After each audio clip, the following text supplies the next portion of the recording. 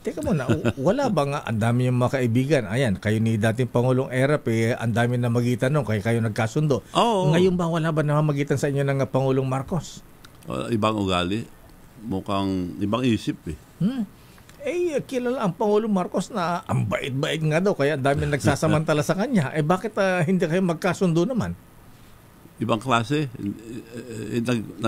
Wala silang masabi dahil tumawag ako, hindi sumasagot, nagpano ko sa appointment secretary. Sa personal secretary, ako bahala. Lahat ng malapit, antay ka lang, Mano, antay ka lang. 3 taon ako pinag-antay. So, antay Marcos na ako.